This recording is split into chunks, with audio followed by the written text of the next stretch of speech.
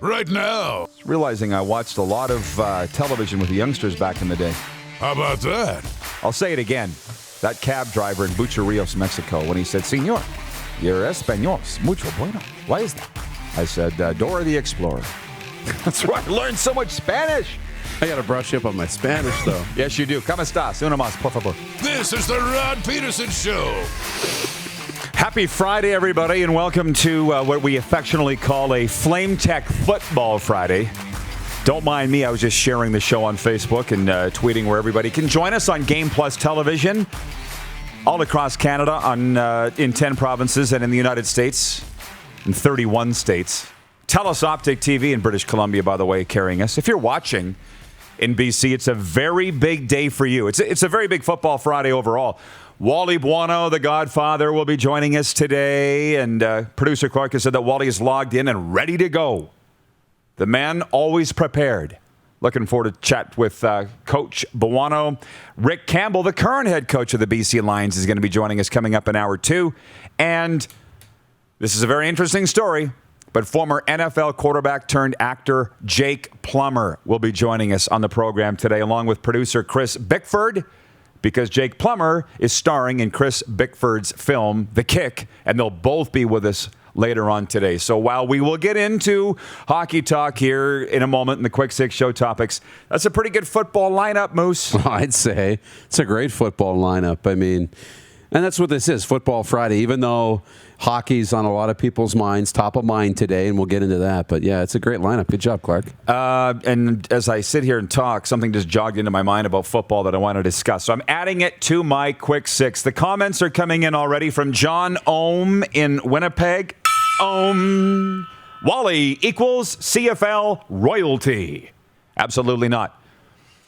Sorry, not that. Habs, he is. Sorry. Bob Marrier logged in, and he's already got me off my game. He just wrote and said, Habs sweater?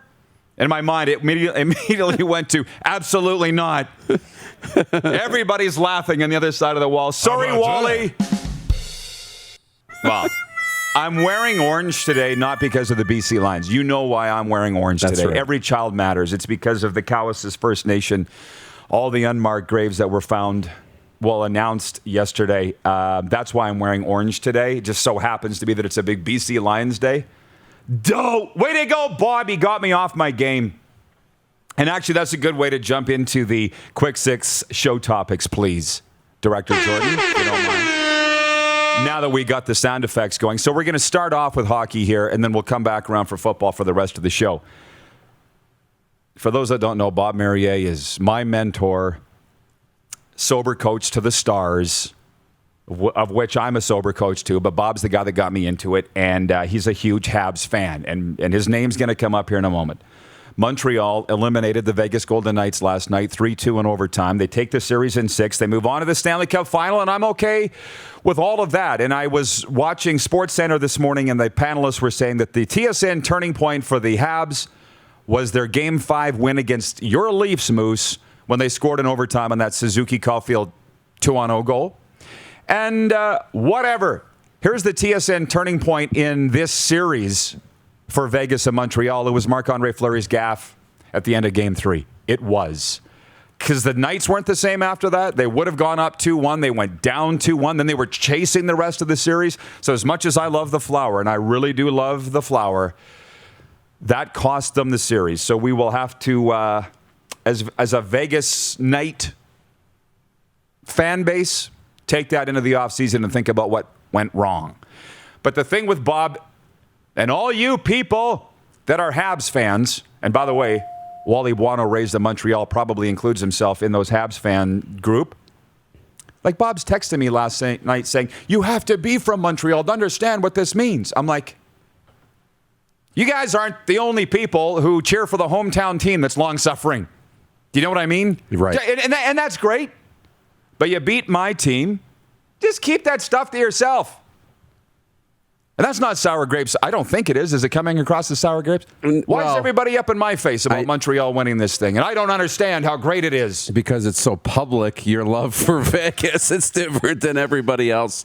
You know, and everybody wants to have fun with it. I think for the most part it was fun.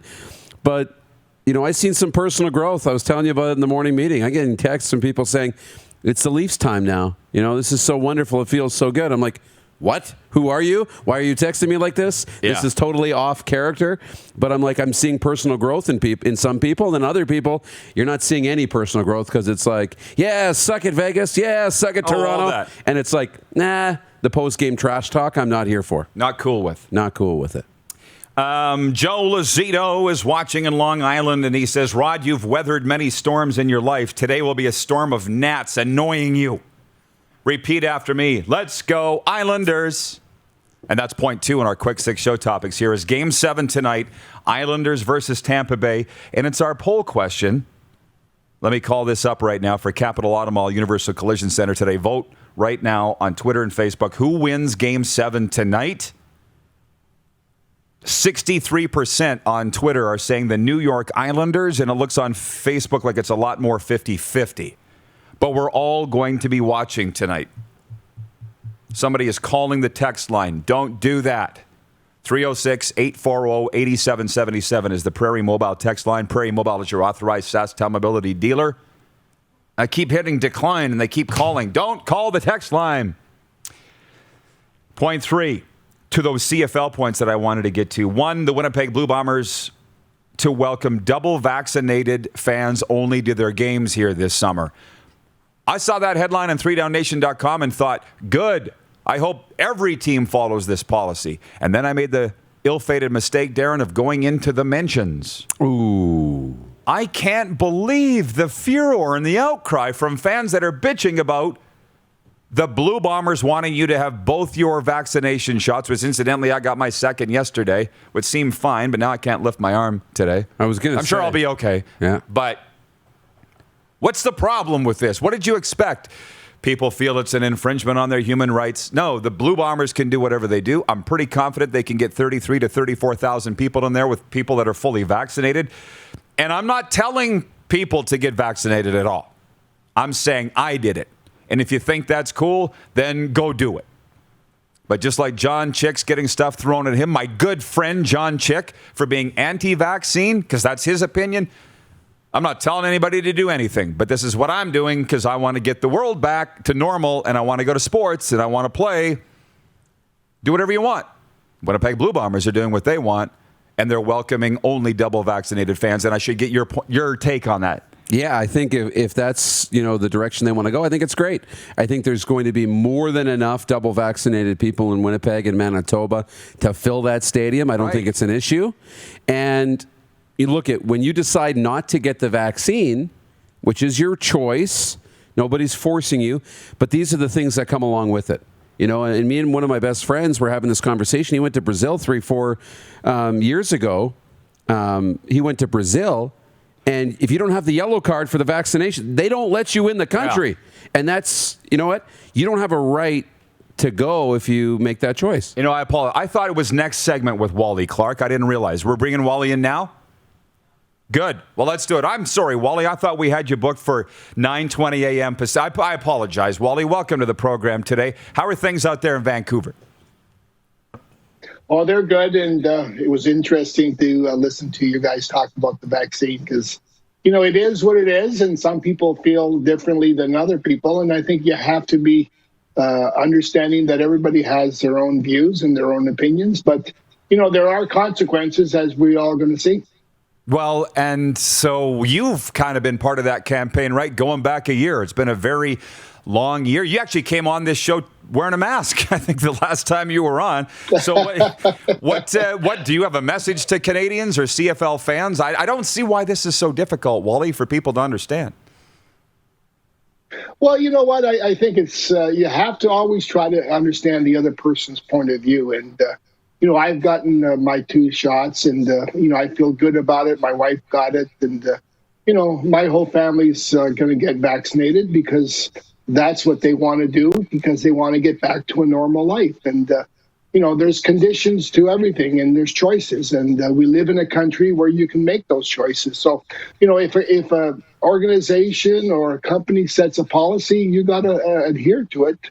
That's no different than other things. So, kudos to the Bombers for, stepping out and being the leader, because it then helps, I think, all the other 8 clubs to try to stay with the same policy so it's consistent for all the teams. I couldn't agree more, and I'm surprised that more teams haven't followed suit, but I'm guessing in the next few weeks we're going to hear similar things with the Winnipeg Blue Bombers. I applaud them as well. I got to ask you this, though, Wally, because I had another point here. I guess it's July 24th. The Rough Riders and Blue Bombers are going to play in a controlled scrimmage here in Regina. Details are forthcoming. It looks like the BC Lions are the odd man out. 9 teams. You get it. How would you feel if you were coaching the Lions and you weren't able to have a controlled scrimmage when everybody else is? Well, you know what? You got to accept what it is. There's 9 teams. The Lions are on the wrong side of the mountains, and it's so do it internally. I've done that, for years and years, where we'd have an internal scrimmage, treat it just like a game, with officials, with the clock, even fans at that time.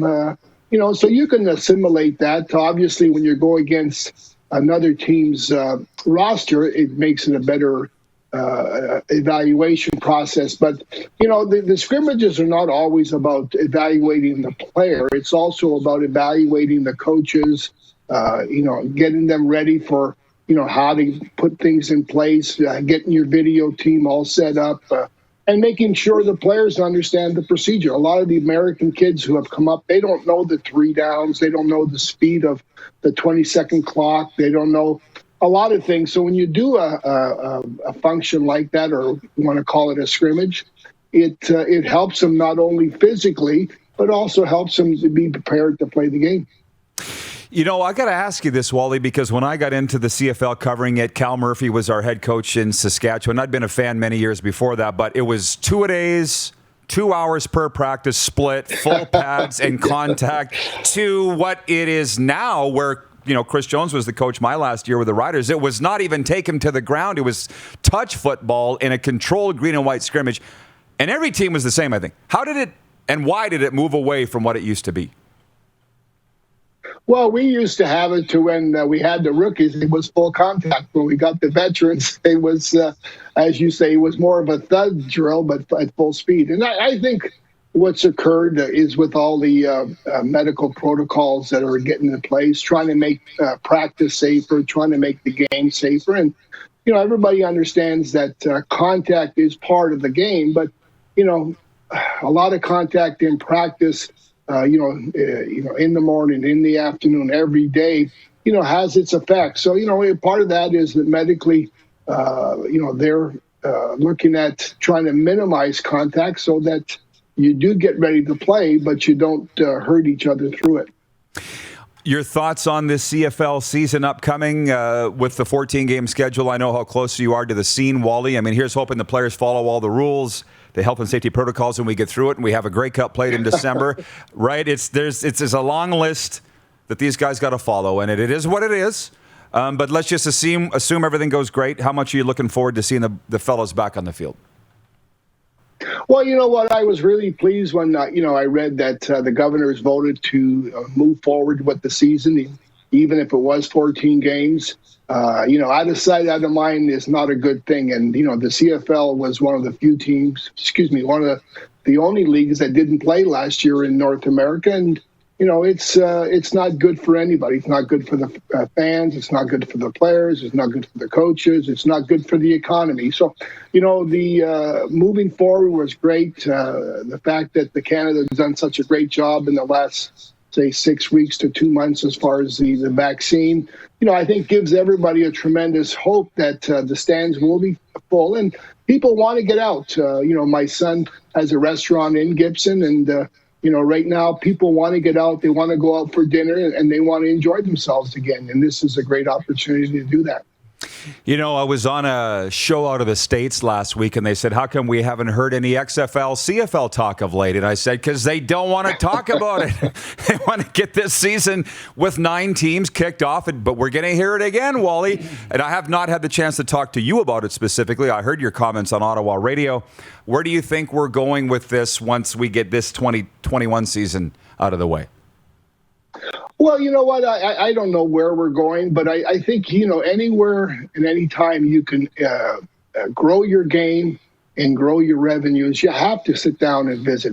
Whether it's a good solution or not, you don't know till after the fact. So, I'm in favor of this. Get your conversations, get your meetings in, see what everybody wants, see what everybody can do for each other. I mean, both leagues, in some ways, I believe, can help each other. But, if it's at the end of the day, it's not a good deal for the CFL, then I would hope that the league would be smart enough just to leave things be. But if it's something that long-term can make the CFL stronger, can make it more exposed and healthier, why not look at it? My last one for you on this is, am I completely out to lunch in thinking we could just have like the U.S. expansion era from the 90s here now, where we have a ratio for the Canadian teams but not the American teams? Because Leo Ezrin sent me the numbers. The Canadian teams were all-time 500 against the U.S. teams that had no Canadians on their rosters. Could that happen, do you think?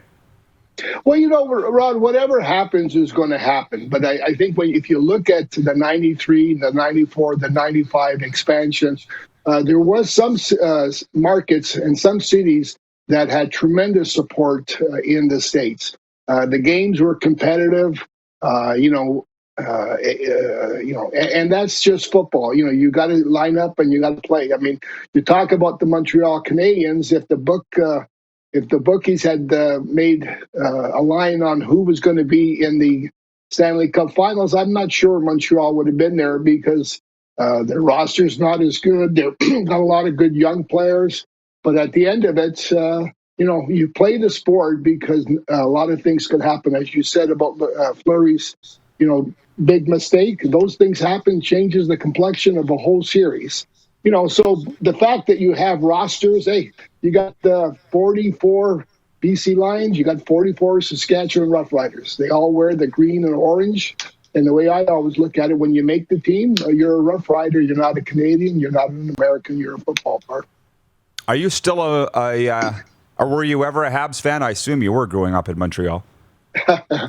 Well, honestly, I wasn't. I was a Frank Mahovlich fan. And I can remember cheering the Toronto Maple Leafs in the 60s. And I was so upset when the Punch Imlach traded Frank Mahovlich to Montreal that I became a Canadiens fan.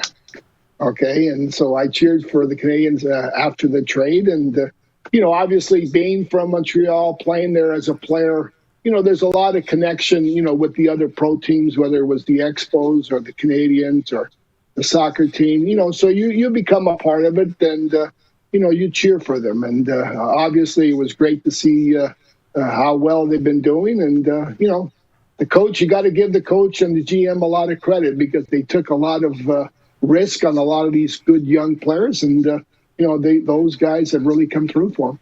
Well, isn't that something? Guys, how much time do we have? And Two or three minutes. I apologize, Wally. I have my time screwed up. I'm just enjoying this so much. Well, you say that you became a fan because of a player. You get it. We cheer for the players. That's just what it is, right? You get it. And we had Arlen Bruce on a couple weeks ago, and I said to him, yeah, one of my favorite guys. Yeah. Everybody says that. Him and Tad Cornegay came in. You guys were 0-5, and we still say that turned around the season. And, of course, Arlen and Tad don't argue that. Was it as simple as 2011, you signing or acquiring those two guys turned your season around? Because that's the feeling out there in the CFL. Well, two things. One, Arlen Bruce balanced the field. When we didn't have Arlen Bruce, everybody doubled, tripled G. Roy Simon, so the defense could always lean to whatever side of the field he was on. And when we got Arlen in, the defense had to play us straight up, which again, made it way, way more difficult for us. And, Arlen had a personality that, fit in well with the club. Tad was a kind of a glue for the secondary. He came in, was a veteran. Everybody liked him. He was a good team guy. And, the chemistry just started to happen. And as you see with the Canadiens, it's all about chemistry and confidence. And, when you make and the pros, you're a good athlete, you're a good hockey player, football player. What makes a difference is all the other things that you never see. It's like Gallagher picking up the puck for the young guy. Why would a veteran do that? It's because he cares about him, and that's very obvious. Awesome stuff, Wally. Always a pleasure. Great to chat with you. Hopefully we can do it again soon here and talk some CFL ball and some actual games. Well, thank you very much. And I'm excited about the CFL because when you look right now across the league, every team has a great quarterback. The teams all have great coaching staffs. And, I think the advantage is going to go to the teams that have the coaching staffs that have been there for a number of years and where the players and the coaches understand the system. Training camp, as we know, is going to be a little disruptive. There's no preseason. So, I think those two things are going to help those clubs, I hope, do well because continuity is important. And you got to have your quarterback, pretty comfortable with the system. And if you have that, you usually have a pretty good team. It's going to be a lot of fun. Thanks, Wally. Have a great summer. Appreciate it, guys, always. And have a good show. And God bless you guys. Same to you. The great Wally Buono. The best. We'll be right back. It's a Flame Tech Football Friday. You're watching on Game Plus TV Network, YouTube, and Facebook Live, and 24-hour sports radio for Suds Full Service Car Wash at rodpedersen.com. You're watching Rod Pedersen On Demand. For more of The Rod Pedersen Show, visit rodpedersen.com or follow Rod Pedersen on social media.